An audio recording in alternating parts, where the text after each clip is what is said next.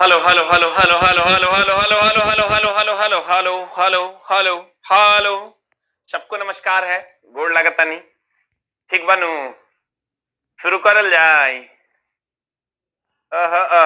सबको good morning है, सबको गुड मॉर्निंग है, सबको प्यार भरा नमस्कार है सर। सबको गुड मॉर्निंग है। इतना सारा फूल कहां से लाता है? बीच बीच में ये रो कौन देता है रे? ये रोने वाला कौन इमोजी भेज देता है? सबको गुड मॉर्निंग है सर। आज बहुत सारे बच्चों का शायद बिहार एसएससी का एग्जाम होगा, कुछ लोगों का बीपीएससी का एग्जाम भी है आगे। तो सर सबको बेस्ट ऑफ लक मेरे तरफ से। पटना आइए और कभी अगर दिक्कत हो रहने उन्हें का तो आप हमारे यहाँ रह सकते हैं, कहीं कोई समस्या नहीं, भी आप ही का घर है। लेकिन अब ये नहीं कि सब पहुंच जाना, मामला गड़बड़ हो जाएगा। कुछ बच्चों को मैं यहाँ रख सकता हूँ, जो भी जिनको लगे कि हमको मेरा कोई दोस्त यार नहीं है तो आप यहाँ जलूल से जलूल पधारें। आइए सर क्वेश्चन की दुनिया में चलते हैं बिना अपना टाइम गंवाए हुए। क्वेश्चन नंबर 1 आपके सामने है, गौर फरमाइएगा। पीएच से बहुत सारे क्वेश्चन पूछे जाते हैं, इसलिए हम लोग पीएच को अच्छे से देख लेंगे कि पीएच का क्वेश्चन क्या क्या पूछ रहा है और कहां कहां हमको दिक्कतें आ सकती है। तो आइए सर हम लोग पीएच पर चलते हैं। ये सबको सबको गुड मॉर्निंग है। आइए हम लोग पीएच की दुनिया में चलते हैं। पीएच क्या है?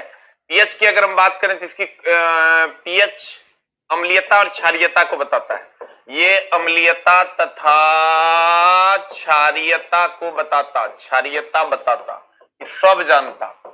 अम्लीयता तथा क्षारीयता को बताता। पीएच स्केल की अगर हम बात करें, पीएच स्केल की अगर हम बात करें, पीएच स्केल खोज सोरेनसन ने किया था, सब जानता है। सोरेनसन ने किया था सन 1909 ईस्वी में। और अगर हम पीएच स्केल की बात करें तो पीएच ये है, पीएच पीएच पीएच की अगर हम बात करें, पीएच की अगर हम बात करें, पीएच की अगर हम बात करें, ये अगर पीएच का मान 7 है तो 7 से अगर कम होगा 6, 5, यहाँ क्वेश्चन उलझा रहा है, 4 3 2 1 0। यहां पर क्वेश्चन इस एरिया में उलझ रहा है सर। 8 9 10, थोड़ा सा इसको क्लियर करने की जरूरत है। 11 12, जब आप 7 से इधर जाते हो तो ये क्षारीयता बढ़ती है। अब गौर करोगे सर, 7 से जब इधर जाओगे तो ये क्षारीयता बढ़ेगी, क्षारीयता क्षारीयता बढ़ती बढ़ती बढ़ती। रुक जा, यहां ढेर काबिल नहीं बनना है। यहां तक ठीक है, दोनों पॉइंट में तुम ढेर काबिल बन लो, लेकिन यहां ढेर काबिल नहीं बनना है। यहां क्षारीयता बढ़ती, इधर आओगे क्षारीयता घटती, क्षारीयता क्षारीयता घटती। ध्यान दीजिएगा सर, इससे इधर जाओगे क्षारीयता बढ़ती, इससे इधर जाओगे क्षारीयता घटती है। और अगर हम 7 की बात करें ना सर, तो 7 उदासीन है, लेकिन सर यहां पर थोड़ा सा आपको ध्यान देने की जरूरत है, उदासीन है ये। अगर हम 7 की बात करें तो ये उदासीन है, ध्यान दीजिएगा। 7 से कम होगा तो क्षारीयता घटती है, अम्लीयता बढ़ती है। इधर जब आओगे, इसको थोड़ा सा और हम क्लियर कर लेते हैं, अम्लीयता बढ़ती। लेकिन एकरा में झोल क्या है देखो, जो जो पीएच का मान बढ़ेगा त्यों त्यों क्षारीयता बढ़ेगी। 8 9 10 जो जो इधर की ओर आओगे क्षारीयता बढ़ती जाती है, और भाई मेरे जो जो इधर की ओर आओगे अम्लीयता बढ़ती जाती है। मतलब जितना ज्यादा पीएच का मान कम होगा अम्लीयता उतनी ही ज्यादा हो। अगर आप यहां आओगे तो अम्लीयता की अगर बात करोगे तो अम्लीयता अम्लीयता अम्लीयता अम्लीयता जीरो वाले की सबसे ज्यादा होगी, जीरो वाले की सबसे ज्यादा होगी, जीरो वाले की सबसे ज्यादा होगी, 5 की अम्लीयता कम होगी। अगर अम्लीयता की बात करोगे भाई मेरे, तो 0 जिसका पीएच है उसकी अम्लीयता ज्यादा होगी और 5 वाले की अम्लीयता कम होगी। और अगर क्षारीयता की बात करोगे, अगर भाई मेरे क्षारीयता की बात करोगे तो क्षारीयता 12 वाले की ज्यादा होगी और 8 वाले की कम होगी। प्यारे बच्चों, इससे आपने क्या सीखा? यहीं पर झोल है जिसको आपको क्लियर करके रखना है कि अगर पीएच का मान कम होगा तो अम्लीयता ज्यादा होगी, और अगर पीएच का मान ज्यादा होगा तब क्षारीयता ज्यादा होगी। और अगर क्षारीयता का अगर हम बात करें, क्षारीयता का डायरेक्ट मतलब OH माइनस से है, क्योंकि जो OH माइनस देगा वो क्षारीय है, और अम्लीयता का डायरेक्ट मतलब H प्लस से है। जो H प्लस देगा वो अम्लीय है और जो OH माइनस देगा वो क्षारीय है। पीएच का मान जितना कम होगा उतना ज्यादा वो अम्लीय है, और पीएच का मान जितना ज्यादा होगा उतना ज्यादा वो क्षारीय है। यानी OH माइनस का मान जितना ज्यादा होगा उतना ज्यादा क्षारीय है, और H प्लस का मान जितना कम होगा उतना ज्यादा वो अम्लीय है। अब जल्दी से सर लिख लीजिए, इसको जल्दी से लिख लीजिए, राइट इट डाउन। सबको लव यू है भाई मेरा। हो गया? सबको सबको लव यू है सर। हो गया? जल्दी से लिख लीजिए, ना फिर कहिएगा कि था नहीं और हमने लिखा नहीं। इसको कॉन्सेप्चुअली आप इसको एडजस्ट कर लीजिए सर, नहीं तो मामला गड़बड़ हो जाएगा। हम ये कह सकते हैं इधर से इधर जाने पर अम्लीयता बढ़ती है, इधर से इधर जाने पर क्षारीयता बढ़ती है। जितना कम होगा पीएच अम्लीयता उतना ज्यादा होगा, जितना ज्यादा होगा पीएच उतना ज्यादा क्षारीय होगा। और एक चीज और सर, एक चीज और आपको क्या करनी है, पीएच की अगर हम बात करें और H प्लस की बात करें तो इसको प्रॉपरली ध्यान में रखना। पीएच अगर 2 है तो ये 10⁻⁻2 होगा, ये 3 होगा तो 10⁻³ होगा, और ये 4 होगा तो ये 10⁻⁴ होगा। सेम है POH power of hydroxide ion की अगर हम बात करें और OH- की हम बात करें, OH- की हम बात करें तो ये हो जाएगा 2 तो ये हो जाएगा 10⁻², ये हो जाएगा 3 तो ये हो जाएगा 10⁻3, और ये हो जाएगा 4 तो ये हो जाएगा 10⁻4, और ये हो जाएगा 5 तो ये हो जाएगा 10⁻5। जल्दी से नोट कर लो सर, जल्दी से नोट कर लो। इश्क शवा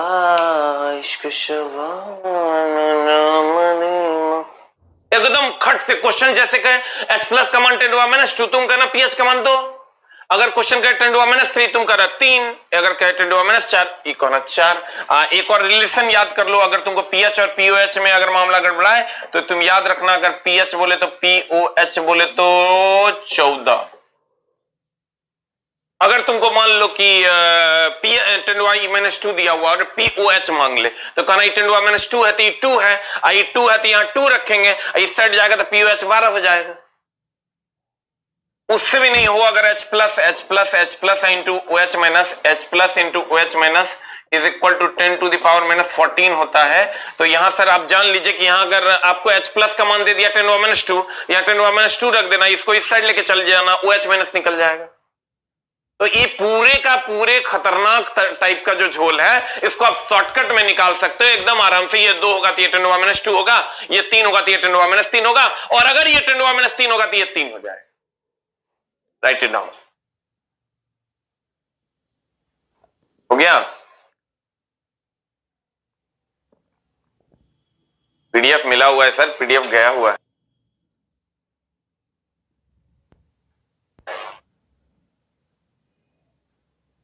हो गया? हो गया? द नेक्स्ट वन इज, अब क्वेश्चन पे आते हैं सर। कहता है पीएच का मान 7 से 14 की ओर बढ़ता है। इस क्वेश्चन को तो तुम खा पी जाओगे। पीएच का मान 7 से 14 की ओर बढ़ता है, यह क्या दर्शाता है? ये 7 से 14 की ओर बढ़ रहा है, 7 से 14 की ओर इधर की ओर बढ़ रहा है। इसका मतलब क्षारीयता, अल्कलाइन इसी को कहते हैं, क्षारीयता बढ़ती है। बता क्या होगा? क्षारीयता बढ़ती है, ये नहीं दिया है, यानी क्षारीयता बढ़ती है मतलब OH माइनस का मान बढ़ेगा। OH माइनस के सांद्रता में H प्लस के सांद्रता में कमी, OH माइनस के सांद्रता में वृद्धि। B for ball is the answer, B for ball is the answer. होगा? तो इतने टाइप के क्वेश्चंस पीएच से पूछे जा रहे हैं। जो जो इधर आओगे अम्लीयता बढ़ेगा और पीएच का मान घटते जाता है, जो जो इधर जाओगे क्षारीयता बढ़ेगा और पीएच का मान बढ़ते जाता है। बार बार हम बोलते हैं, चला एकदम ध्यान से समझ लेना। अगले क्वेश्चन में चलते हैं। जो क्वेश्चन घूम घूम के आता है, वह रासायनिक बंधन कौन सा है जिसमें परमाणुओं के संयोजन से अणुओं का निर्माण होता है? सर ये क्वेश्चन थोड़ा सा कंफ्यूजिंग आपको लगेगा, लेकिन इसमें हम सारे फोर्स को ले आए हैं और सारा फोर्स आपकी सेवा में उपस्थित है। आंसर बताइए क्या हो जाएगा? 2 का अगर आंसर की बात करें, क्वेश्चन क्या है? वह रासायनिक बंधन कौन सा है जिसमें परमाणुओं के संयोजन से अणुओं का निर्माण होता है? यहां बहुत सारे बच्चे क्या मारेंगे बताइए, आंसर क्या होगा? कुछ लोग इसमें बी नंबर मारेंगे, कुछ लोग इसमें सी नंबर मारेंगे, कुछ लोग इसमें ए नंबर मारेंगे। बताइए आंसर क्या होगा? What is the answer? जल्दी से, कुछ लोग ए भी मार रहे हैं। देखिए कहता वह रासायनिक बंधन कौन सा है जिसमें परमाणुओं के संयोजन से अणुओं का निर्माण होता है? देखिए सर ये क्वेश्चन बड़ा कंफ्यूजन वाला है, इसलिए सर एकदम आपको एकदम प्रॉपर तरीके से ध्यान में रखना होगा। पहले तो आप अणु और परमाणु में अंतर समझिए। अणु और परमाणु में अंतर ये है, सोडियम का जो सूक्ष्मतम कण होगा, एकदम आराम से सर, बी कंफर्टेबल, आधे से बच्चे ज्यादा बच्चे तो सर अणु और परमाणु में अंतर नहीं समझ पाते हैं। अगर हम सोडियम की बात करें सर, अगर हम सोडियम की बात करें तो सोडियम सोडियम सोडियम की बात करें, सोडियम तत्व है। सोडियम क्या है सर? तत्व की बात करें सोडियम, इसका अगर सूक्ष्मतम कण लोगे आप, सूक्ष्मतम सूक्ष्मतम सूक्ष्मतम सूक्ष्मतम कण ले लोगे तो सूक्ष्मतम कण इसका हो जाएगा परमाणु। और अगर यौगिक ले लेते हैं हम, यौगिक बोले तो H2O, अगर यौगिक H2O ले लेते हैं और इसका सूक्ष्मतम कण ले लेते हैं सर, इसका सूक्ष्मतम कण ले लेते हैं तो ये भी हो जाएगा अणु। इसका प्रॉपर ध्यान रखना, अगर तत्व का सूक्ष्मतम कण परमाणु होता है और यौगिक का सूक्ष्मतम कण अणु होता है। तत्व का सूक्ष्मतम कण परमाणु होता है और यौगिक का सूक्ष्मतम कण अणु होता है। क्लियर? तत्व का सूक्ष्मतम कण परमाणु होता है और यौगिक का सूक्ष्मतम कण अणु होता है। क्लियर? अब जल्दी से सर इसको लिख लीजिए, लिख लिए। अब क्वेश्चन में जब जाइएगा 13 फीट नीचे का क्वेश्चन आता है, इससे पहले इसको लिख लीजिए, फिर बाद में नहीं करना कि लिखे नहीं। राजस्थान की राजधानी से प्रणाम, वाह वेरी गुड, हो गया। अब देख लो सर, कहता है वह रसायन, जैसे ये क्वेश्चन मिलेगा ना लड़का, अभी तो तुम सी बोल रहे हो, तुम्हारे पास अगर आंसर है तो, और ए नंबर भी बोल सकते हो तुम, सी नंबर भी, इसमें आपकी कोई गलती नहीं है। कुछ लोग बी नंबर भी बोल रहे हैं, कुछ डी भी बोल ही रहे होंगे। वह रासायनिक बंधन कौन सा है जिसमें परमाणु, देखो ये तत्व है जिसमें न्यूट्रॉन और प्रोटॉन है, इसके चारों तरफ इलेक्ट्रॉन चक्कर लगाता है, ठीक है। और ये कोई दूसरा तत्व है, न्यूट्रॉन और प्रोटॉन है इसमें, इसके चारों तरफ इलेक्ट्रॉन चक्कर लगाता है। अब मामला क्या है, वह रासायनिक बंधन कौन सा है जिसमें परमाणुओं के संयोजन से अणु का निर्माण होता है। ये एक परमाणु है, ये एक परमाणु है, और इसके संयोजन से अणु का निर्माण होगा। तो इसके संयोजन से जब अणु का निर्माण होगा सर, तो ये आवेशों के बीच, ये इलेक्ट्रॉन पर नेगेटिव चार्ज होता है, इस पर नेगेटिव चार्ज होता है, प्रोटॉन पर पॉजिटिव चार्ज, इस पर भी पॉजिटिव चार्ज है। इसमें लोग नाभिकीय बल कहते हैं सर। नाभिकीय बल नाभिक में लगता है, इसका प्रॉपरली ध्यान रखें। नाभिकीय बल नाभिक में लगता है, और यहां पर जो इलेक्ट्रॉन और प्रोटॉन के बीच जो बल लगता है, यह बल होता है वैद्युत स्थैतिक बल। क्यों लगता है सर विद्युतीय बल? क्योंकि ये प्रोटॉन और ये इलेक्ट्रॉन है, इसके बीच लगता है सर अभिकेंद्र बल भी आप कह सकते हो। इसके बीच अभिकेंद्र बल भी लगता है, अभिकेंद्र बल, और इसी के बीच वैद्युत स्थैतिक बल भी लगता है, वैद्युत स्थैतिक बल। सर थोड़ा सा मैं इसको पतला करके लिख दूं, इसी के बीच ये जो बल लगता है सर, ये लगता है आपका क्या क्या, एक तो अभिकेंद्र बल लगता है और दूसरा वैद्युत स्थैतिक बल लगता है।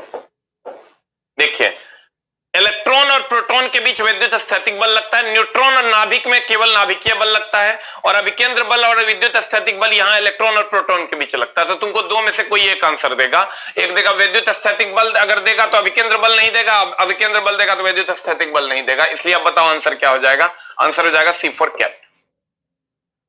आंसर क्या हो जाएगा sir? C for cat. Answer क्या हो जाएगा? C for cat. और अगर नाभिक में लगेगा तो हो जाएगा नाभिकीय बल, ये जो नाभिक है इसमें लगेगा नाभिकीय बल, और यहां अगर लगेगा तो ये हो जाएगा वैद्युत स्थैतिक बल या अभिकेंद्र बल, वैद्युत स्थैतिक बल या अभिकेंद्र बल। राइट इट डाउन, जल्दी से लिख लीजिए सर, जल्दी से लिख लीजिए, अभिकेंद्र बल या वैद्युत स्थैतिक बल, ये हो जाएगा तुम्हारा नाभिकीय बल।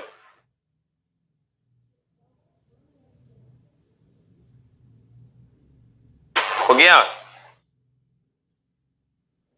अब आंसर हो जाएगा तुम्हारा सी फॉर कैट। अगर कहेगा नाभिक में न्यूट्रॉन और प्रोटॉन के बीच कौन सा बल लगता है, तो नाभिकीय बल। द नेक्स्ट वन इज,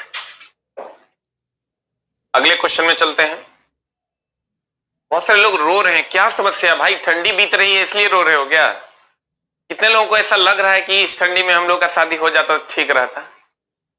सबको लग रहा होगा ना रे, एकदम कंबल के नीचे घुसल होगा और लग रहा होगा काश। अभी तुम लोग का मेन कंसंट्रेशन समझो नौकरी नहीं है, लगभग 80% तुम लोग अपना दिमाग लगाते हो कि मेरी शादी हो जाती काश। कितने ऐसे लोग हैं जिसका 80% दिमाग इस चीज में जाता है कि मेरी शादी होती, वाह कितना मजा आता।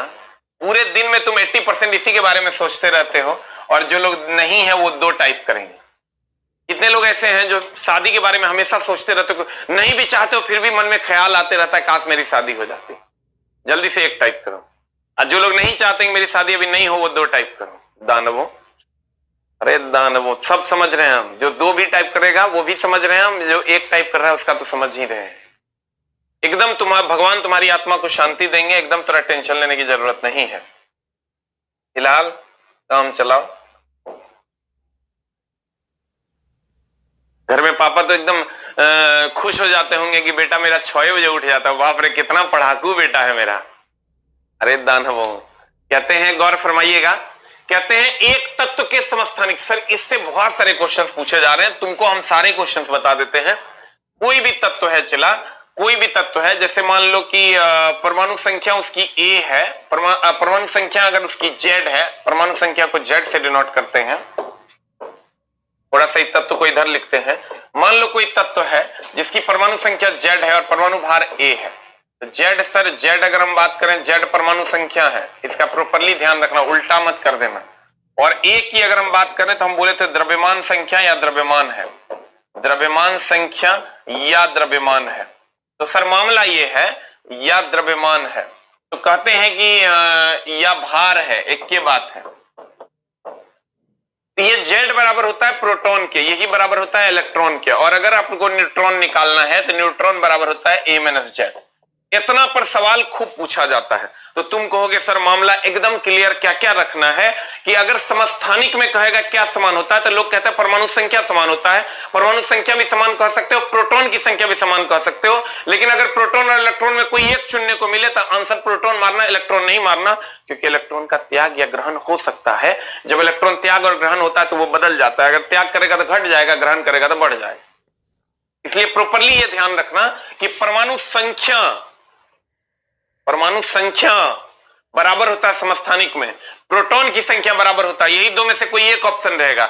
ई अगर नहीं रहेगा तब लास्ट ऑप्शन इलेक्ट्रॉन मारना, क्योंकि इलेक्ट्रॉन के कोई भरोसा नहीं खे, इलेक्ट्रॉन के कोई भरोसा नहीं है, इलेक्ट्रॉन बदलते रहता है। इसलिए पूरे के पूरे इस फेनोमेनन में इलेक्ट्रॉन पे भरोसा नहीं करना है, इसका प्रॉपरली ध्यान रखना है। जब भी तुम्हारा मामला इलेक्ट्रॉन और प्रोटॉन में फंसे, तुम प्रोटॉन के साथ निकल जाना, इलेक्ट्रॉन को छोड़ देना।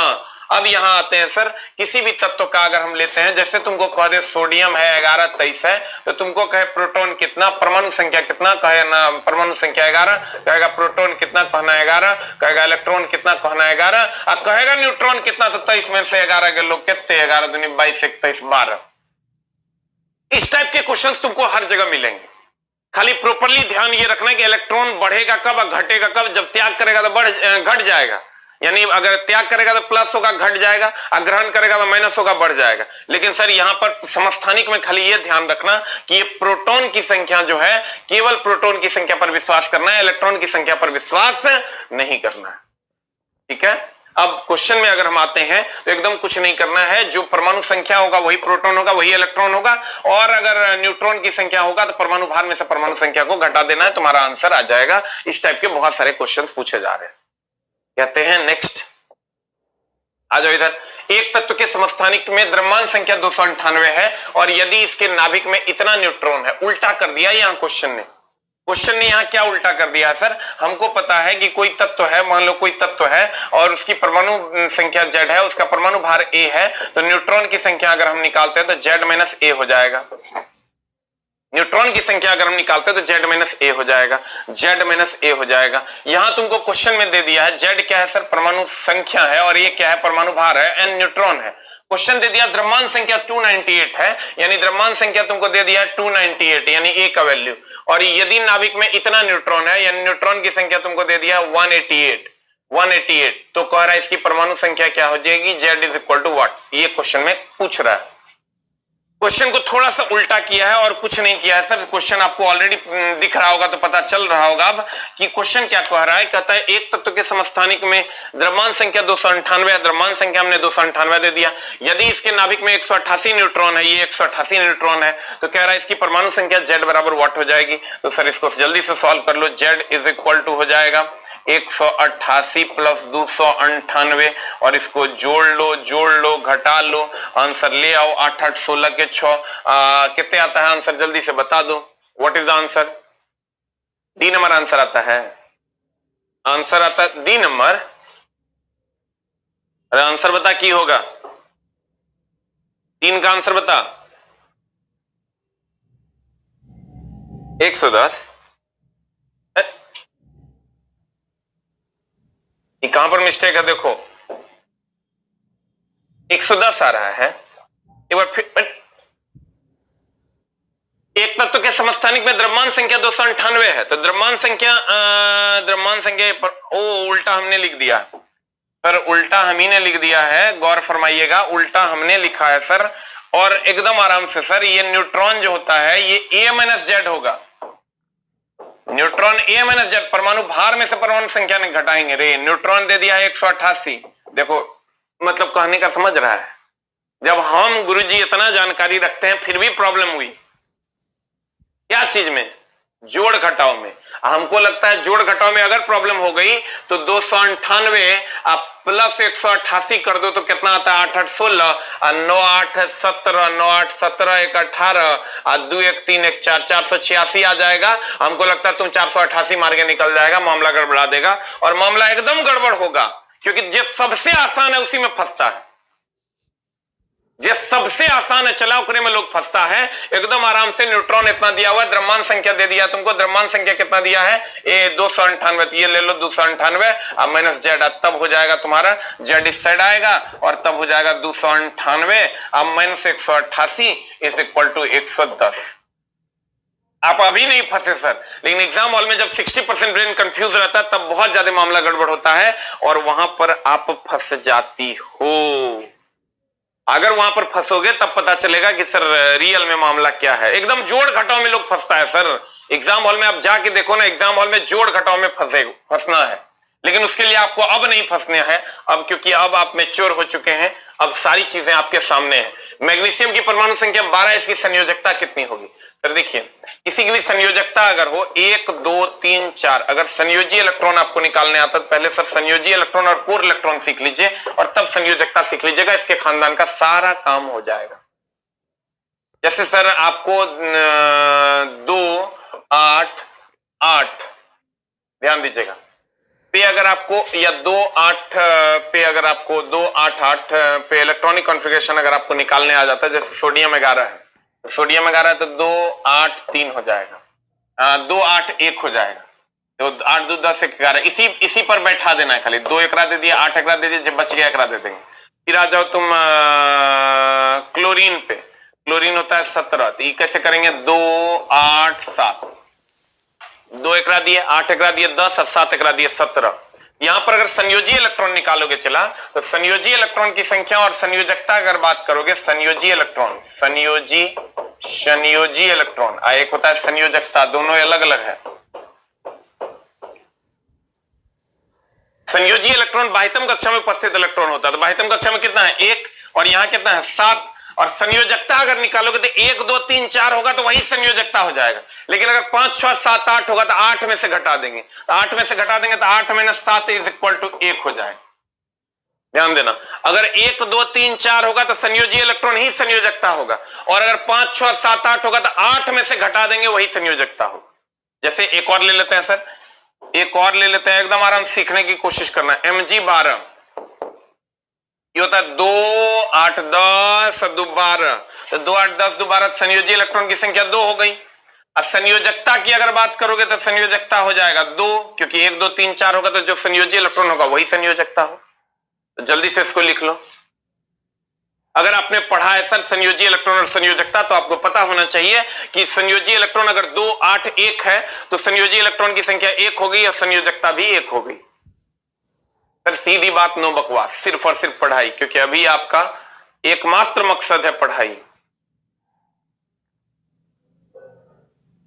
एक बार ये जो ये आरा की धरती से प्रणाम, फलना की धरती से प्रणाम, एक बार सभी लोग लिखो भारत की धरती से प्रणाम, भारत भूमि से प्रणाम। सभी लोग लिखेंगे इस बात को, और भारत भूमि से प्रणाम। और आज के बाद भारत की पावन भूमि से प्रणाम। आज के बाद आप लोग किसी भी चैनल पे जाके अपने किसी खास क्षेत्र को हाईलाइट नहीं करके पूरे भारत को हाईलाइट कीजिए सर, ये हम आपसे नम्र निवेदन करते हैं, ताकि सारे लोग ये समझे कि भारत की भूमि पर लाल ऐसे पैदा हो गए हैं जो 6:30 बजे भोरे उठकर क्लासेस कर पाते हैं और पढ़ाई की दुनिया से जुड़ पाते हैं, जो हमारा संस्कार है सर। प्लीज प्लीज प्लीज आपसे रिक्वेस्ट है, आज से ये मुहिम चलाइए कि भारत भूमि से प्रणाम, भारत भूमि से प्रणाम। आज से ये मुहिम चलाइए सर, भारत की भूमि से प्रणाम। क्योंकि अगर आप भारत से प्यार करते हैं सर, तो क्यों अपने क्षेत्र को हाईलाइट करने से अच्छा है सर, अपने भाई को हाईलाइट करने से अच्छा है अपने पापा को हाईलाइट करें, उसका एक अलग सम्मान है सर। तो इसलिए सर आपसे नम्र निवेदन है, भारत भूमि से प्रणाम लिखें, आरा की धरती से और छपरा की धरती से, महुआ की धरती से प्रणाम ना लिखें, भारत भूमि से प्रणाम लिखें सर। ये आपसे नम्र निवेदन, आज से इस ट्रेंड को बदल दीजिए सर, ताकि पापा को हाईलाइट, भाई को हाईलाइट ना करके पापा को हाईलाइट कीजिए सर, ये ज्यादा बेहतर होगा, ताकि यूट्यूब भी देखे और समझे कि भारत भूमि से प्रणाम, भारत भूमि से प्रणाम, भारत भूमि से प्रणाम। भारत के ऐसे लाल हैं जो 6:30 बजे भोरे उठ के सर क्लासेस कर पाते हैं और सर ज्ञान की दुनिया से जुड़ते हैं। कहते हैं 2-8-1 है, अगर 2-8-1 है, 2-8-1 है तो संयोजी इलेक्ट्रॉन एक संयोजकता भी है, और अगर 2-8-7 है तो 7 बोले तो 5-6-7-8 रहेगा, तो 8 में से घटा देंगे, वो संयोजकता होगा। ये निकालने का तरीका है, आप लोग भी खुद निकाले होंगे। और संयोजी इलेक्ट्रॉन के बाद जो बच जाएगा वो कोर इलेक्ट्रॉन, ये संयोजी इलेक्ट्रॉन है, इसके बाद जो बच जाएगा वो कोर इलेक्ट्रॉन है, ये कोर इलेक्ट्रॉन है, ये आपका कोर इलेक्ट्रॉन है, ये संयोजी इलेक्ट्रॉन है, और इसके बाद जो बच जाएगा ये कोर इलेक्ट्रॉन है, ये कोर इलेक्ट्रॉन है, ये कोर इलेक्ट्रॉन है। अब इतना नहीं करके सर खट से जैसे आपको मिल जाए, मान लो B5 बोरॉन 5 मिल जाएगा, तो हम कहेंगे 2 और 3 5, 2 और 3 5, 2 और 3 5। जैसे तुमको मिल जाएगा C6 मिल जाएगा, कहेंगे 2 और 4 6, तो कार्बन का संयोजी इलेक्ट्रॉन की संख्या 4 हो गई, या संयोजकता भी 4 होता है, क्योंकि 1 2 3 4 होता है, तो वही संयोजी इलेक्ट्रॉन वही संयोजकता होता है, अगर आपने पढ़ा होगा तो। अब आ जाइए सर, यहां कहता है मैग्नीशियम की परमाणु संख्या 12 है, इसकी संयोजकता क्या होगी? एकदम आराम से सर, मैग्नीशियम की 12 है, अब 12 है तो सर 12 है, 12 है तो सर 12 है, 12 है तो 2 8 2 हो जाएगा, इसकी संयोजकता भी 2 हो जाएगी। और सर आपको कंफ्यूज क्या किया, -2 दे करके कंफ्यूज कर दिया है। -2 नहीं होगी, संयोजकता लिख लो, एक लाइन नोट करके, संयोजकता कभी माइनस में नहीं होती। संयोजकता संयोजकता संयोजकता या संयोजी इलेक्ट्रॉन या संयोजी इलेक्ट्रॉन या कोर इलेक्ट्रॉन या कोर इलेक्ट्रॉन कभी माइनस में नहीं होता। कोर इलेक्ट्रॉन कभी कभी कभी कभी माइनस में नहीं होता, माइनस में नहीं होता, नहीं होता, नहीं होता। जब भी होगा प्लस में होगा या जीरो होगा, प्लस में होगा या जीरो होगा। संयोजकता या संयोजी इलेक्ट्रॉन, कोर इलेक्ट्रॉन कभी भी माइनस में नहीं होता। संयोजकता या संयोजी इलेक्ट्रॉन या कोर इलेक्ट्रॉन कभी भी माइनस में नहीं होता। हो गया? आंसर बता दे भाई। आंसर हो जाएगा 4 नंबर का। अगला क्वेश्चन में चलते हैं। अगला क्वेश्चन हमारा क्या है सर? अगला क्वेश्चन में चलते हैं। अगला क्वेश्चन है निम्नलिखित में से किस तत्व का इलेक्ट्रॉनिक विन्यास है? कुछ नहीं करना है सर, इस टाइप का इलेक्ट्रॉनिक विन्यास आपको देवे करेगा, इसी से तुम सब निकाल लोगे। देखो क्या क्या निकाल लोगे, 2 8 3 मान लो है, इससे तुम क्या क्या निकाल सकते हो? आवर्त निकाल सकते हो, आवर्त निकाल सकते हो। आवर्त निकालोगे कितना? 1 2 3 है, तो ये तीसरा आवर्त हो गया। कक्षा की संख्या निकाल लो, देखो इसी से सब हम निकलवा देते हैं। तुम्हारा कक्षा की संख्या निकाल लो, कक्षा की संख्या 1 2 3 है, तो कक्षा की संख्या 3 हो गई। वर्ग निकाल लो, तो वर्ग 1 2 3 है, ये 22वीं कक्षा में 3 इलेक्ट्रॉन है, तो ये वर्ग हो जाएगा 3। उसके बाद आ जाओ तुम ये क्या बोलते हैं उसको, तत्व कौन सा है, तो तत्व की परमाणु संख्या निकालने कहेगा, तत्व की परमाणु संख्या, परमाणु संख्या अगर कहेगा, तत्व की परमाणु संख्या कहेगा निकालने, तो कुछ नहीं करना, 2 8 10 3 13, ये हो गया 13, 13 हो गया तो सर अल्युमिनियम हो गया। और अगर परमाणु भार कहेगा निकालने, परमाणु भार कहेगा निकालने, तो जस्ट इसका डबल कर दो, 13 दूनी 26 1 27, लगभग 27, 13 दूनी 26 प्लस समथिंग होता है, 26 पॉइंट समथिंग होता है। अगर इसी से संयोजी इलेक्ट्रॉन कहेगा निकालने, तो संयोजी इलेक्ट्रॉन भी तुमको हम सिखा देते हैं। हम बोले ये कंप्लीट रिवीजन कोर्स है। संयोजी इलेक्ट्रॉन 3 है तो ये 3 हो जाएगा। संयोजकता की अगर हम बात करें, संयोजकता की अगर हम बात करें तो संयोजकता भी सर 3 हो जाएगा। क्यों? क्योंकि 1 2 3 होगा तो वही संयोजी इलेक्ट्रॉन, वही संयोजकता। और अगर कोर इलेक्ट्रॉन की बात करें, कोर इलेक्ट्रॉन की बात करें, कोर इलेक्ट्रॉन की बात करें तो कोर इलेक्ट्रॉन, ये संयोजी इलेक्ट्रॉन को छोड़ दो, जो बच गया ये कोर इलेक्ट्रॉन है, तो 8 2 10 हो गया। देखो तुम इतना से सब कुछ निकाल सकते हो। कितना इंफॉर्मेशन है, 1 2 3 4 5 6 7 8 निकाल सकते हो अगर तुम इलेक्ट्रॉनिक कॉन्फ़िगरेशन निकालना जानते हो इस फॉर्मेट में तो। और इस फॉर्मेट में अभी तुरंत हमने सिखाया, आगे भी 1 2 क्वेश्चन और हम लेके आ जाएंगे ताकि तुम सीख सको। देखो क्या क्या, इस सब से तुमको मुक्ति मिल जाएगी। कुछ भी पूछेगा तो हर काम हो जाएगा। जैसे पानी पिलाओ थोड़ा सा।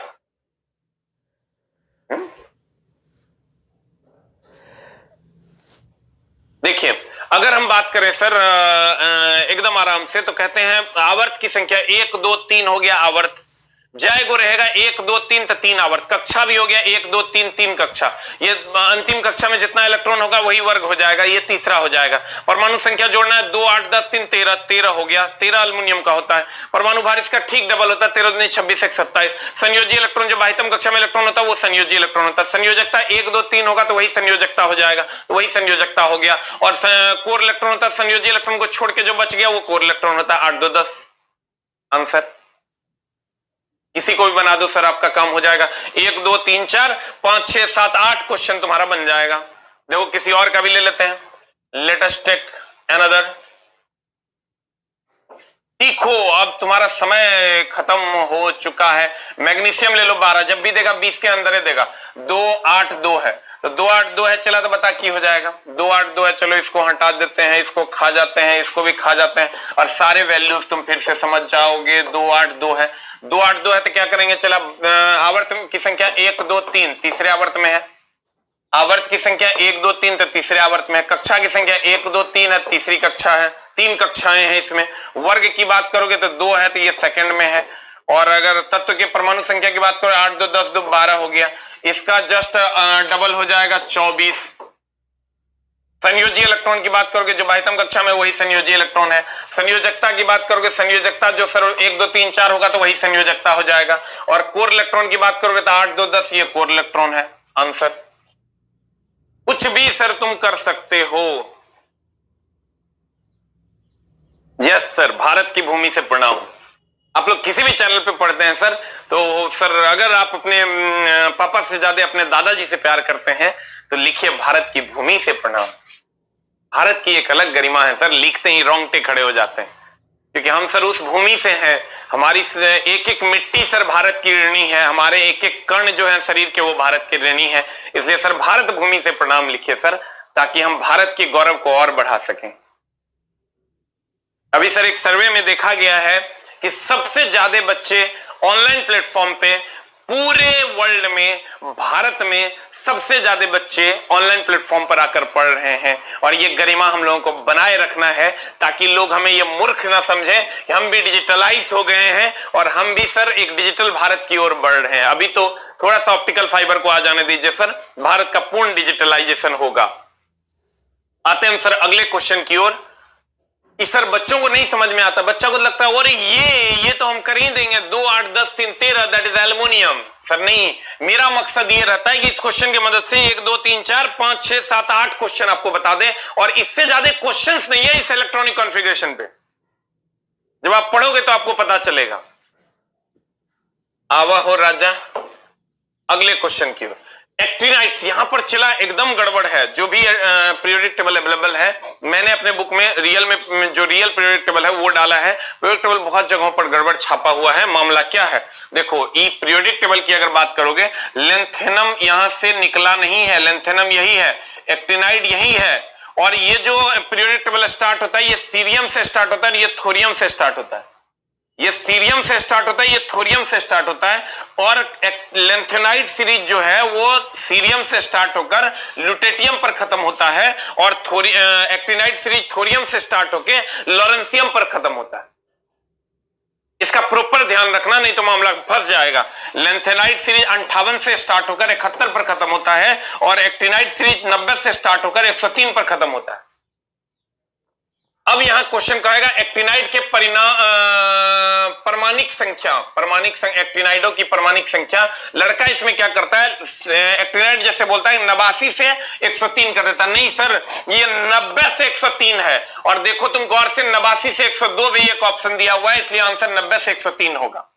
और एक चीज और, यहां तुमको कहेगा कि लेंथेनम किस ब्लॉक का है, तो तुम गौर से देखो, ये तुम्हारा एस ब्लॉक है, ये तुम्हारा डी ब्लॉक है, ये तुम्हारा डी ब्लॉक है, और ये जो है तुम्हारा पी ब्लॉक है, और यहां ये नीचे जो है ये तुम्हारा एफ ब्लॉक है। तो अगर तुमको कहे लेंथेनम किस ब्लॉक का है तो कहेंगे डी ब्लॉक का है। अगर कहेगा एक्टिनियम कौन ब्लॉक का है तो कहेंगे डी ब्लॉक का है। अगर कहेगा सीरियम और थोरियम कहां का है वो कहेंगे एफ ब्लॉक का है। गौर से देखना, ढेर काबिल बनोगे, मामला गड़बड़ हो जाएगा और फंस जाएगा मेरा भाई। कहते हैं एकदम आराम से, अगर लेंथेनम की बात करेगा तो लेंथेनम सर डी ब्लॉक में है, एक्टिनियम सर डी ब्लॉक में है, और सीरियम और थोरियम जो है ना यहां से स्टार्ट होता है एफ ब्लॉक। कहेगा लेंथेनाइड सीरीज कहां से स्टार्ट होता है तो कहेंगे लेंथेनाइड सीरीज सीरियम से स्टार्ट होता है, और एक्टिनाइड सीरीज कहां से स्टार्ट होता है सर, थोरियम से स्टार्ट होता है। प्रॉपरली ध्यान में रखना, बहुत जगहों पर गड़बड़ियां हैं इसमें, एकदम प्रॉपरली ध्यान रखना।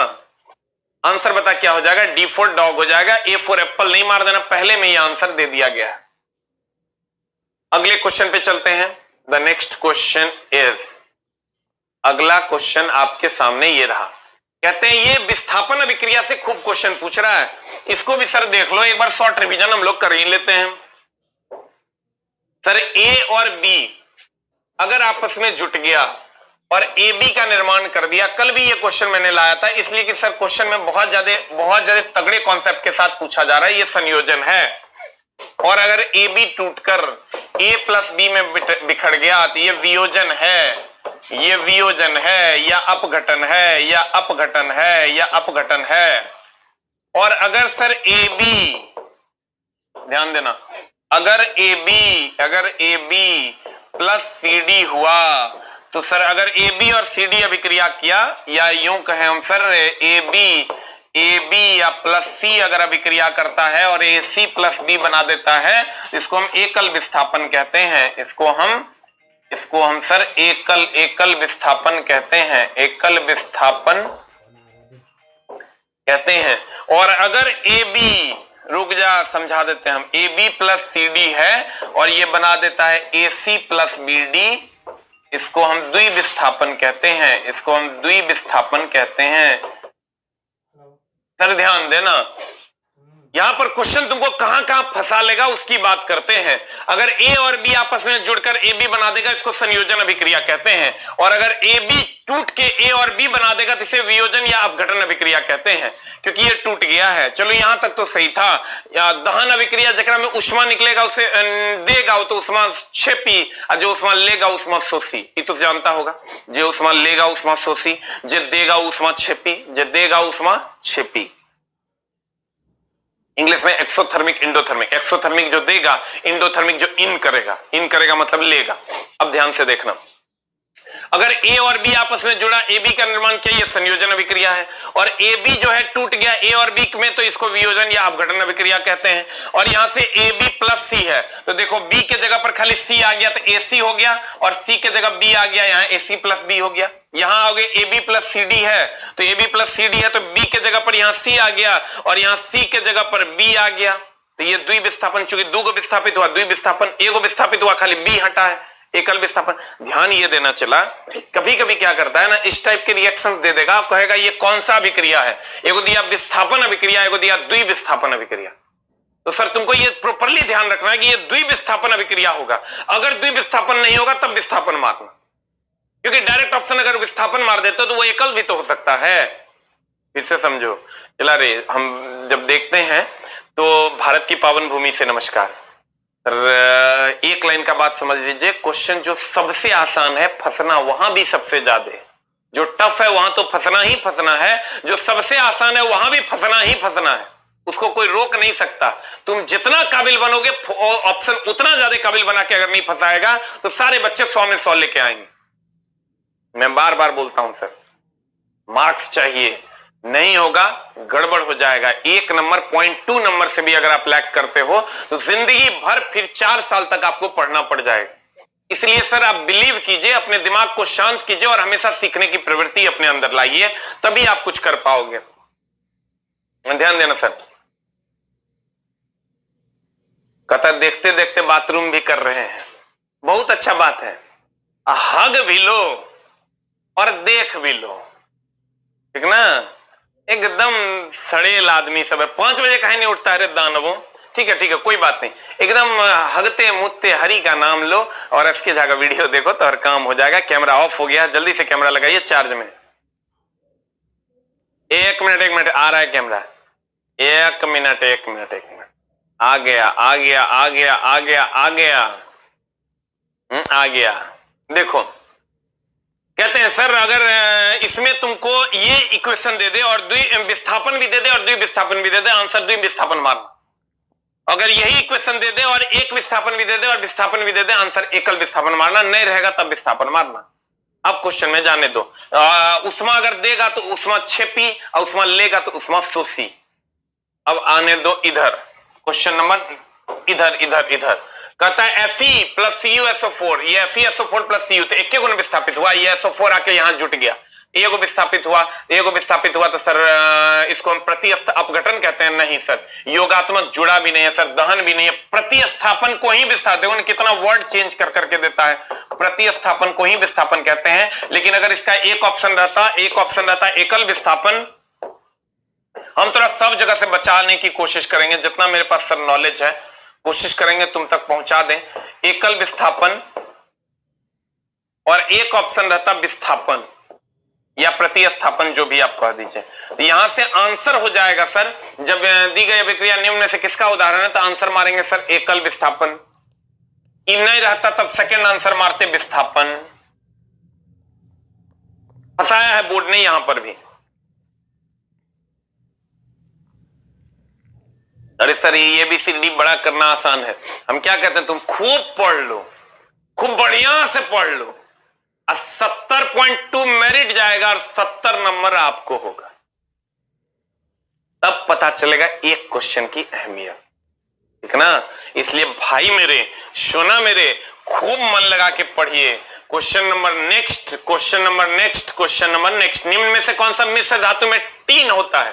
तो सर ये जो मिश्र धातु वाला मामला है ना, ये जलूल से जलूल याद रखिएगा, यहां से एक क्वेश्चन रहबे करेगा तो बाद में हमरा गरियाइएगा नहीं। एक क्वेश्चन फिक्स है, कहां से, तुमको पीतल से। ये जो लिख रहे हैं सर इसको जरूर याद रखना, कांसा, गन मेटल, शोल्डर,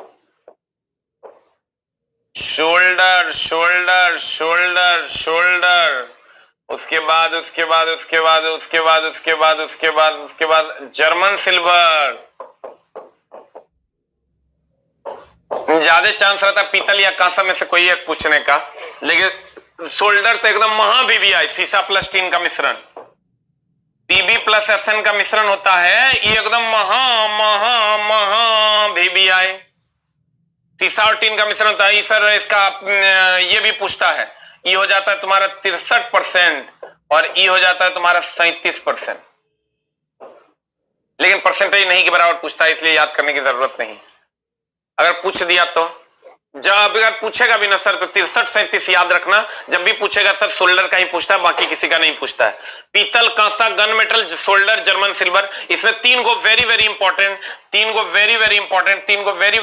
एगो पीतल, एगो कांसा, एगो शोल्डर, ये 3 वेरी इंपॉर्टेंट पूछबे करता है, फिक्स है, इसलिए सर इसको जरूर याद रखना। निम्न में से कौन सी मिश्र धातु में टीन है, शोल्डर में टीन है, सीसा प्लस टीन। आंसर हो जाएगा तुम्हारा 8। ये 3 तो एकदम तुम याद रखना, और इस्पात को जंगरोधी बनाता है सर क्रोमियम और कठोर बनाता है कार्बन, एकदम ध्यान में रखना, न तो मामला गड़बड़ हो जाएगा। जंगरोधी बनाता है सर क्रोमियम, और कठोर बनाता है कार्बन। कार्बन कठोर, कार्बन कठोर, कार्बन कठोर, एकदम प्रॉपरली इसको अलग अलग करके याद रखना, ना तो मामला गड़बड़ाएगा। और ये जो कौन किसका बना हुआ होता है, किसका किसका मिश्रण है, एक क्वेश्चन यहां से फिक्स है, इसलिए जब अभी से एग्जाम तक में एक आध बार हर 2 दिन पे इसको विजिट कर लेना है सर, ना तो मामला गड़बड़ हो जाएगा। तेरी मोहब्बत में जे गुरु जी कह रहे हैं ओकरा जरूर पढ़ना। परम शून्य तापमान से ये क्वेश्चन फिक्स रहता है, अब फिक्स नहीं रहता है, बदल भी नहीं हो रह सकता है, बाद में तू हमरा गरिया देगा। परम शून्य तापमान को पढ़ाना गुरु जी का एकदम कर्तव्य बन चुका है, क्योंकि सर यहां से क्वेश्चंस रहते हैं। परम शून्य तापमान, परम शून्य तापमान, परम शून्य तापमान, परम शून्य तापमान, परम शून्य तापमान की अगर हम बात करें सर, तो परम मतलब परम पिता परमेश्वर है, तापमान का ऐसा मात्रक है केल्विन। इसको सीख लो, ना तो तोरा पता नहीं चलतो कि केने केल्विन केने डिग्री सी मारे कि केल्विन मारे, नहीं पता चलता तो मिस्टेक करवे करेगा, ये फिक्स है। तो सर गुरुजी तुमको सिखा देंगे। लुक जा ओ दिल दीवाने, एकदम आराम से परम शून्य। तू कल्ले से गाना गाएंगे ना तो कल्ले से कहेगा ओकरा में तो लाइव इसीलिए रहता है, गाना गाता है वो तो शायरी वाला मास्टर। कभी गुरुजी से अकेले में मिलना, गुरुजी बड़ी बढ़िया शायरी करते हैं, लेकिन हम करते कहे नहीं जानता है। सब कहना कल से जितना विरोधी है वो कहना शुरू कर देगा, अरे वो शायरी वाला मास्टर, माँ कसम को शायरी नहीं बोलेंगे, सिर्फ कॉन्सेप्ट देंगे और बच्चा पढ़ेगा। गाना कहेगा वो जो गवैया है ना भाई, ये बोलोगी वो जो कॉन्सेप्ट देता है, ठीक ना।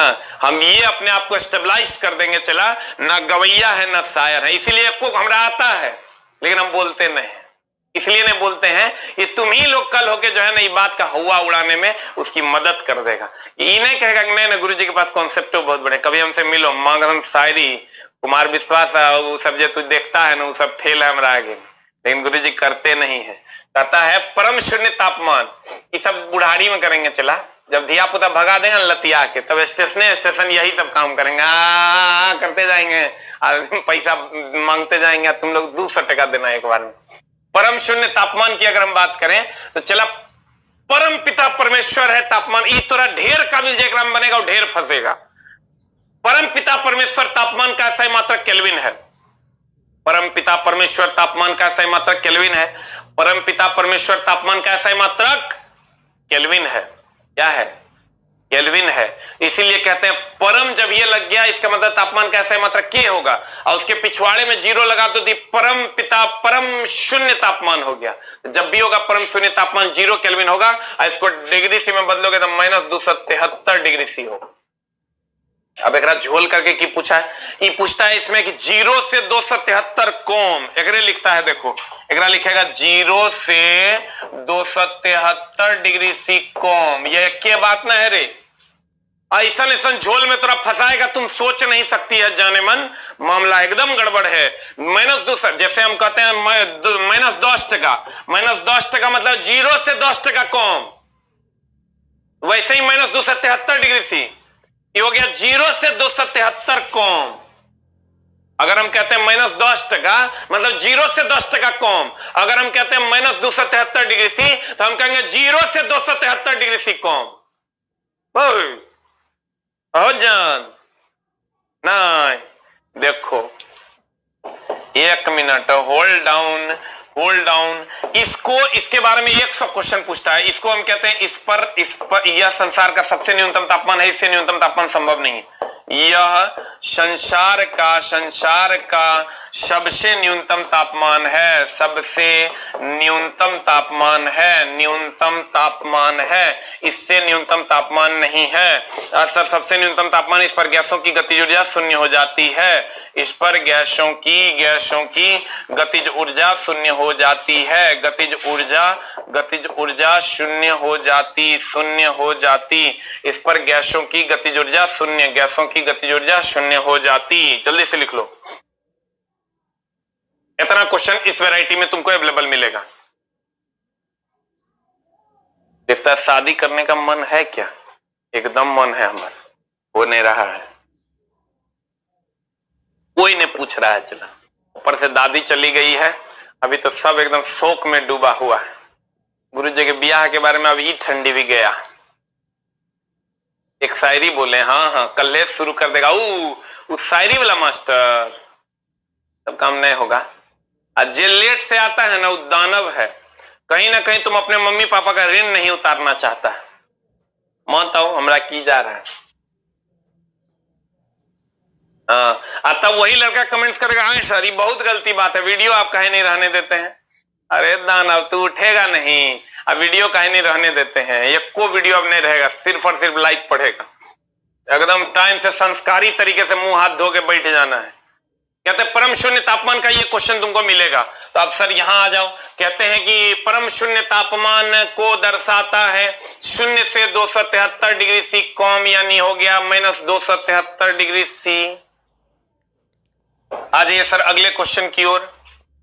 अगला क्वेश्चन आपका क्या कहता है? अगला क्वेश्चन कहता है, अगला क्वेश्चन कहता है, अगला क्वेश्चन कहता है, अगला क्वेश्चन कहता है, अगला क्वेश्चन कहता है, एकरा से बहुते क्वेश्चन पूछता है। देखो अगर तुमको पता नहीं है तो द्रव का वाष्प में बदलना वाष्पीकरण इस सब जानता है। द्रव जब वाष्प में बदलेगा वाष्पीकरण, इसको पढ़ने की जरूरत नहीं है। ठोस जब द्रव में बदल जाएगा यानी गल जाएगा, ठोस जब गल जाएगा तो इसको हम गलन कहते हैं, ये भी पढ़ने की जरूरत नहीं है।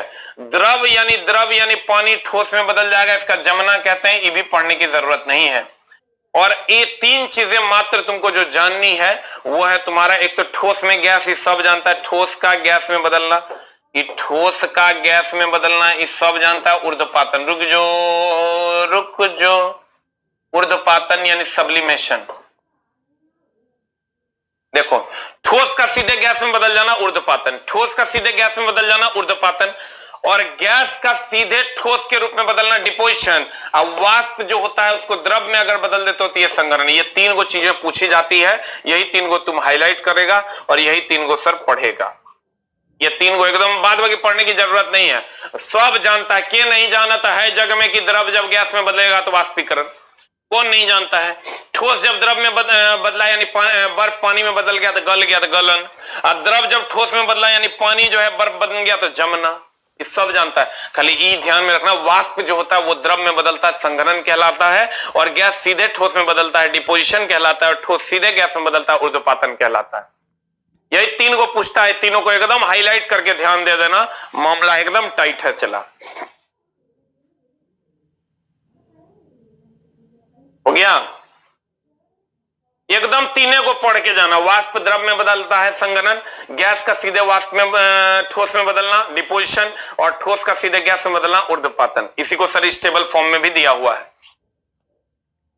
3 को जजे हाईलाइट करवाएं, अगर बढ़िया से देख लो जान हमर, ना तो मामला गड़बड़ हो जाएगा। संघनन इसी को कहते हैं, संघनन संघनन संघनन यहां है, और संघनन वाष्प का द्रव में बदलना, वाष्प का द्रव में बदलना आंसर।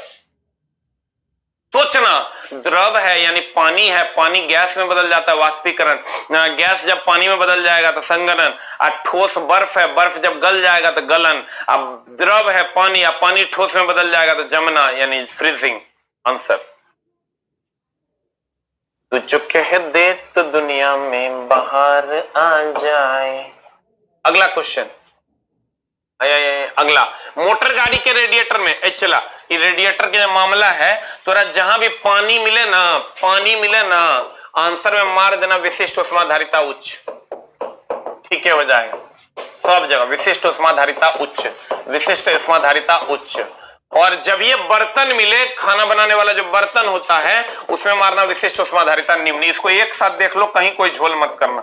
विशिष्ट उष्माधारिता निम्न, उष्माधारिता उष्मा, विशिष्ट उष्माधारिता निम्न, विशिष्ट ऊष्मा, विशिष्ट ऊष्मा, विशिष्ट ऊष्मा, विशिष्ट ऊष्मा, विशिष्ट ऊष्मा धारिता, धारिता धारिता निम्न, विशिष्ट उष्माधारिता निम्न। पानी की अगर हम बात करें विशिष्ट उष्माधारिता उच्च, बर्तन खाना बनाने वाले बर्तन की विशिष्ट उष्माधारिता निम्न, और उष्मीय चालकता उच्च, ये भी लिख लिया लो, उष्मीय चालकता उच्च, उष्मीय चालकता उच्च, उष्मीय चालकता उच्च। पानी की विशिष्ट उष्माधारिता उच्च, बर्तन की विशिष्ट उष्माधारिता निम्न, और उष्मीय चालकता उच्च। जल्दी से लिख लो sir, fast fast fast fast fast, जल्दी लिख लो। हो गया? पानी की विशिष्ट ऊष्माधारिता उच्च, बर्तन की विशिष्ट ऊष्माधारिता निम्न। एकदम लास्ट टाइम में देख लो, चला बर्तन निम्न, बर्तन निम्न, बर्तन निम्न, बर्तन निम्न। पानी है, पानी तो सर्वत्र उपलब्ध है, वो सबसे ज्यादा होता है। पानी सर्वत्र उपलब्ध है, वो सबसे ज्यादा विशिष्ट ऊष्माधारिता होती है। इसी पर तो हर सब क्वेश्चन बन जाएगा। कहता मोटर गाड़ी के रेडिएटर में ठंडा, पानी सर्वत्र है इसलिए सब जगह विशिष्ट ऊष्माधारिता उसकी उच्च होती है। रेडिएटर में ठंडा करने के लिए पानी का व्यवहार किया जाता है, एकदम आंख मूंद के मारना, विशिष्ट ऊष्माधारिता अधिक होती है। आंसर। अगले क्वेश्चन की ओर चलते हैं। ये रेडिएटर इसी में यूज करते हैं। अगला क्वेश्चन तुम्हारे स्क्रीन पर ये रहा कि सर देखो गति का द्वितीय समीकरण, प्रथम द्वितीय और तृतीय एकदम ध्यान में रखना। प्रथम समीकरण है v बराबर u प्लस at, द्वितीय है s बराबर ut plus half at square, और तृतीय है v स्क्वायर बराबर u स्क्वायर प्लस 2s। लेकिन चला ये तो याद ही नहीं रहेगा, कौन क्या बताता है यो पूछता है, तो तुम ध्यान में क्या रखो, कौन पहला, कौन दूसरा, कौन तीसरा, कैसे याद रखेगा। गुरुजी की पुस्तक में हमने एक लाइन में सजा के लिख दिया है सारे चीजों को, लेकिन आप कैसे याद रखिएगा, आप गौर फरमाइएगा तो याद हो जाएगा। सर आप गौर फरमाइए, ये पहला टर्म है, ये फर्स्ट टर्म है, ये फर्स्ट टर्म है, और ये सेकंड टर्म है सर, ये सेकंड टर्म है। और आप थर्ड टर्म से ये डिसाइड कर सकते हैं कि कौन पहला समीकरण, कौन दूसरा, कौन तीसरा। हम आपको एक जुगाड़ बता देते हैं, देखिए कैसे। इसमें 1 से मल्टीप्लाई है, इसमें हाफ से मल्टीप्लाई, इसमें 2 से मल्टीप्लाई। तो आप गौर से देखिए, 1 से जिसमें मल्टीप्लाई, 80 में 1 से मल्टीप्लाई है, तो ये एक पहला समीकरण। और पहला समीकरण के बाद जो हाफ होता है, हाफ का मतलब बीच में, हाफ का मतलब नहीं कहते हाफ काट दो, हाफ काट दो मतलब बीच से काट दो, हाफ काट दो मतलब बीच से काट दो, तो जो हाफ वाला होगा वो बीच वाला होगा, यानी द्वितीय समीकरण। और उसके बाद जो बच गया वो तृतीय समीकरण। तो नहीं समझे आप, अगर 1 से मल्टीप्लाई वाला पहला समीकरण होगा, हाफ से मल्टीप्लाई यानी बीच में होगा, यानी दूसरा समीकरण होगा, और बाद बाकी जो बच गया 2 से मल्टीप्लाई ये तीसरा समीकरण होगा। तो जैसे हमको रेंडमली मिल गया, रेंडमली हमको मिल गया कि s बराबर ut plus half at square, s बराबर ut plus half at square, ये कैवां समीकरण है। या हमको मिल गया v बराबर u प्लस at, ये कैवां समीकरण है। या मिल गया v square is equal to u square plus 2as, ये कैवां समीकरण। हम कहेंगे इसमें 1 से मल्टीप्लाई है, ये गति का पहला समीकरण है। और कहेंगे सर, और कहेंगे क्या, इसमें 2 हाफ से मल्टीप्लाई है, ये बीच में होगा, यानी ये दूसरा समीकरण है। और ये सर लास्ट बच गया, ये तीसरा समीकरण है। एकदम बिना किसी झोल झाल के, बिना किसी लाग लपेट के। यहां सर हाफ से 1 से मल्टीप्लाई है, ये पहला समीकरण होगा। यहां हाफ से मल्टीप्लाई, हाफ का मतलब बीचों बीच होता है, ये दूसरा समीकरण है। और यहां 2 से मल्टीप्लाई है, ये तीसरा समीकरण है। क्लियर? अब हो राजा अगले क्वेश्चन पे। अब क्वेश्चन पे जैसे आइएगा आप, आपको पता है द्वितीय समीकरण, द्वितीय समीकरण मतलब बीच में, बीच में मतलब हाफ, हाफ में भी सर आपके पास 2 समीकरण आ गया, s बराबर ut plus half at square, half 80 है। देखो जो ढेर काबिल बनेगा यहां मार के निकल जाएगा, यहां मार के नहीं निकलना, इसको काट देते हैं। यहां हो जाएगा s बराबर ut plus half at square, ये आंसर हो जाएगा, डी फॉर कुत्ता। और कौन किसको बताता है, उसके लिए सर a को 0 मान लेना है और u को 0 मान लेना है, तब जो बच जाएगा वो उसको दिखाता है।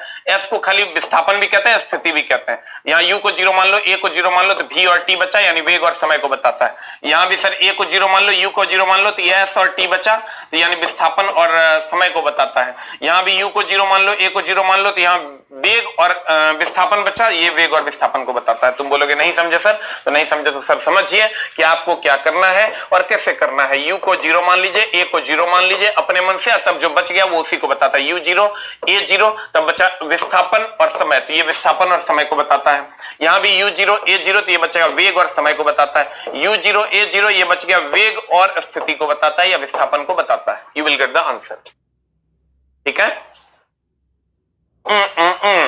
अब बता, गति का द्वितीय समीकरण जब ये कर दिया तो ई मारोगे, आंसर गलत हो जाएगा, क्योंकि समीकरण ही गलत है, तो आंसर डी फॉर डॉग हो जाएगा।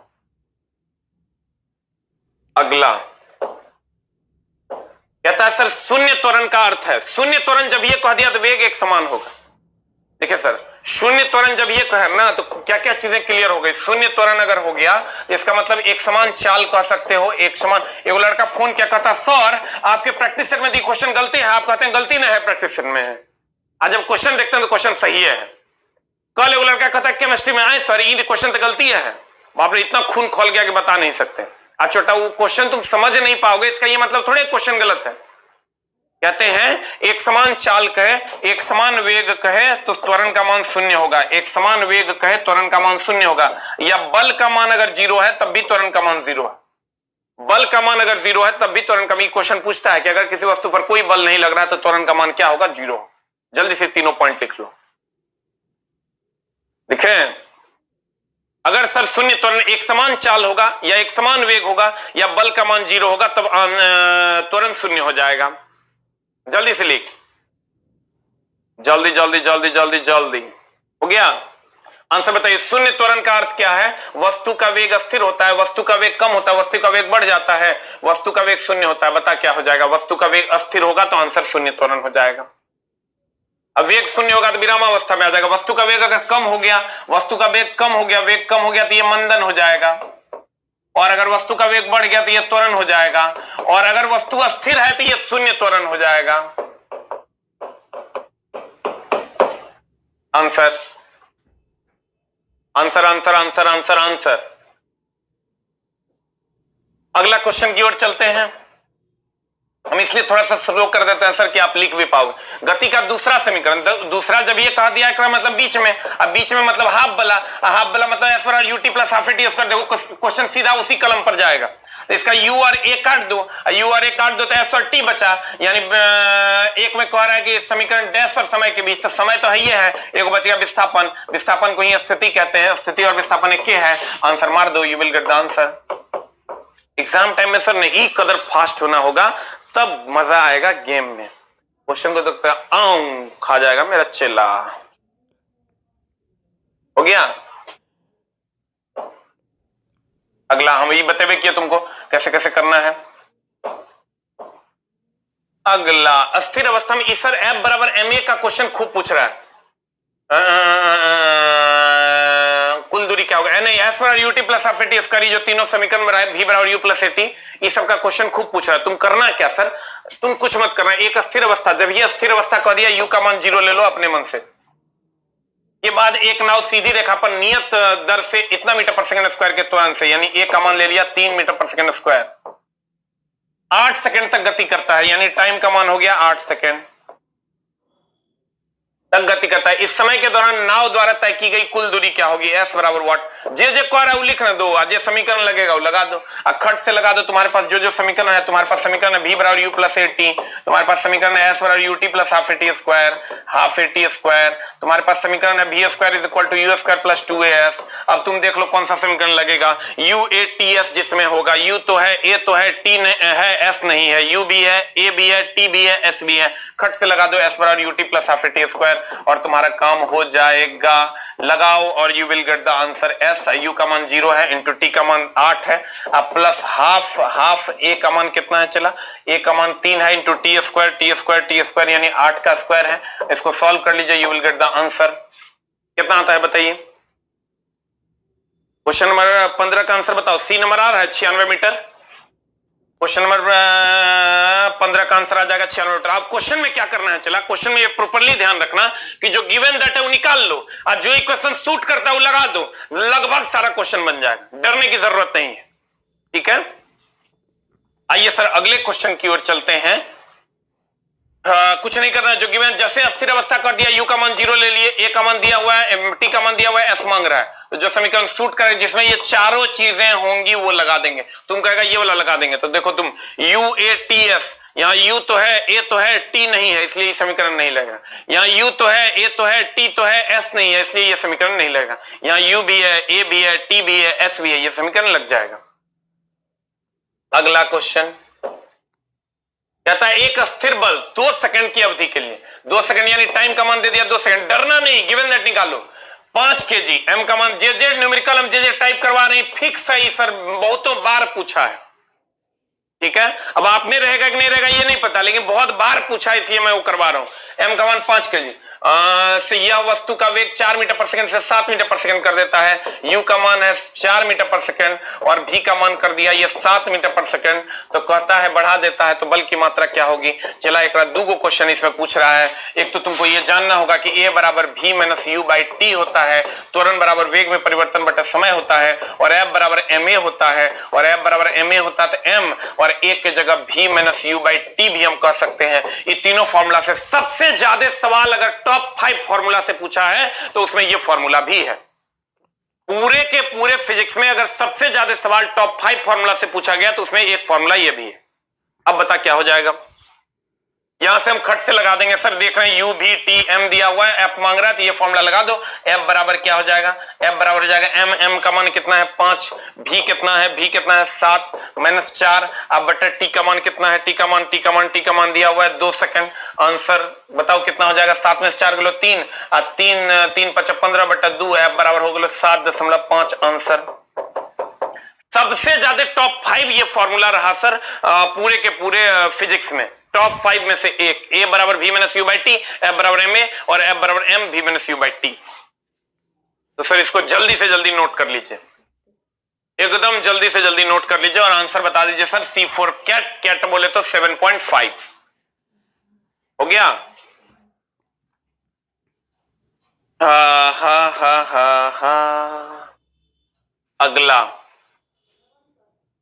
अगला क्वेश्चन में चलते हैं सर। अगला क्वेश्चन है 3 केजी के पिस्तौल। इस सर एकदम पिस्तौल और बंदूक वाला जो सवाल है इस पर प्रॉपरली आप ध्यान दें और आपका काम हो जाएगा। पिस्तौल और बंदूक वाला कुछ नहीं करना है। Mass of the gun into velocity of the gun is equal to mass of the bullet into velocity of the bullet कर देना विथ माइनस, तो हर काम हो जाएगा। mg vg is equal to minus of mb vb, minus sign लगाना इसलिए क्योंकि बंदूक पीछे हटता है। और एकदम mg vg बराबर minus of mb vb, mg vg बराबर mb vb। हम सर वही न्यूमेरिकल करवा रहे हैं जो महा हाईलाइटेड है, एकदम बहुत बार पूछा है। mg vg बराबर माइनस ऑफ mb vb, खाली मारने टाइम ये ध्यान रखना कि ये माइनस साइन होगा, इसलिए माइनस साइन होगा, ये बताता है कि बंदूक पीछे हट रहा है। अब sir mg mass of the gun into velocity of the gun बराबर mass of the bullet into velocity of the bullet. एक चीज का और ध्यान रखना इस क्वेश्चन में कि यूनिट बदलना ना भूलना, यूनिट एक करना ना भूलना और भूल जाना नहीं याद रखना। एकदम ये जो यूनिट बदलेगा वो बोरा में जाएगा। यूनिट का ये ध्यान रखना कि मास ऑफ द गन जो है, जो यूनिट इसका m का होगा वही यूनिट इसका होगा, जो यूनिट इसके वेलोसिटी का होगा वही यूनिट इसके वेलोसिटी का होगा। ये अगर ग्राम में है तो ये भी ग्राम में ले आना, लेकिन ऐसा नहीं कि ये एसआई में है तो इसको भी एसआई में लाने की कोशिश करना। इस सीजीएस में दोनों को तुम सीजीएस में रख सकते हो, आइए दोनों को एसआई में रख के भी कैलकुलेट करोगे तब भी आंसर आ जाएगा। कंडीशन सप्लाई दोनों द्रव्यमान सीजीएस में हो या दोनों द्रव्यमान एसआई में हो, कोई एक में हो। ये नहीं कि अगर ग्राम में है तो उसको मीटर पर सेकंड को तुम सेंटीमीटर पर सेकंड में बदलने लगना। अब तुम कहेगा नहीं समझे मास्टर, हम समझा देते हैं। 3 केजी है, यहां 40 ग्राम है, तो कोई एक में बदल लो। 3 केजी है, तुमको ये सर क्वेश्चन पढ़ने की जरूरत नहीं है। 3 केजी है तो ऑब्वियसली बंदूक का द्रव्यमान होगा क्योंकि बंदूक भारी होता है। तो 3 केजी हो गया तो ये 3000 ग्राम हो गया, इनटू कर लो। भीजी है, अब यहां तुमको 40 ग्राम दे दिया तो 40 ग्राम दे दिया, इसका मतलब 40 ग्राम होगा। ये वेलोसिटी क्या बोलते हैं उसको, द्रव्यमान होगा किसका, बुलेट का। अब तुमको 180 मीटर पर सेकंड है, 180 मीटर पर सेकंड है, इसका मतलब ऑब्वियसली ये बुलेट का होगा। तो बुलेट का होगा तो 180 ये कर लो।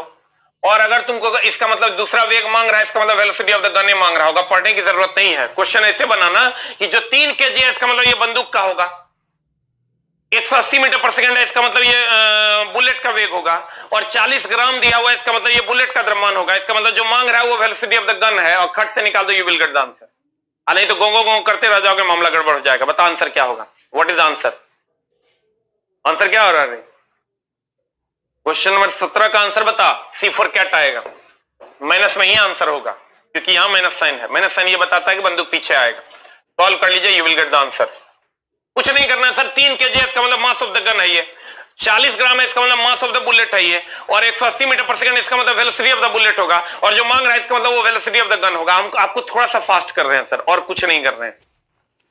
आ जाइए अगले क्वेश्चन की ओर। कहता दाब, इस सर दाब का ना बड़ा झोल झाल करके फॉर्मूला पूछा है, खूब पूछा है। दाब कैसे कैसे पूछा वो भी हम बताते हैं। दाब बराबर बल बटा क्षेत्रफल होता है। दाब बराबर उत्क्षेप बटा क्षेत्रफल भी कर दिया है, उत्क्षेप बटा क्षेत्रफल भी कर दिया है, ये भी पूछा है। दाब बराबर उत्क्षेप बटा क्षेत्रफल कर दिया है। अगर दाब बराबर, इसको डिफाइन कैसे किया, प्रति एकांक क्षेत्रफल पर लगने वाले बल को दाब कहते हैं, प्रति एकांक क्षेत्रफल पर लगने वाले उत्क्षेप को दाब कहते हैं, या इसको बॉयनेंट भी कर दिया, बॉयनेंट भी कर दिया है। प्रति एकांक क्षेत्रफल पर लगने वाले बॉयनेंट फोर्स को हम सर दाब बल कहते हैं। प्रति एकांक, जब भी सर कोई चीज डिफाइन करता नहीं, नीचे वाले को एकांक कर देगा, कहेगा प्रति एकांक क्षेत्रफल पर लगने वाले बल को दाब कहते हैं, प्रति एकांक क्षेत्रफल पर लगने वाले उत्क्षेप को दाब कहते हैं, प्रति एकांक क्षेत्रफल पर लगने वाले बॉयनेंट को दाब कहते हैं। तो अलग अलग तरीके से इसको सर भजाया गया है। दाब बराबर हो जाएगा, बता क्या हो जाएगा, उत्क्षेप बटे क्षेत्रफल हो जाएगा। आंसर हो जाएगा उत्क्षेप बटे क्षेत्रफल। Very good, D for dog, dog मतलब कुत्ता। अगला मेरा भाई,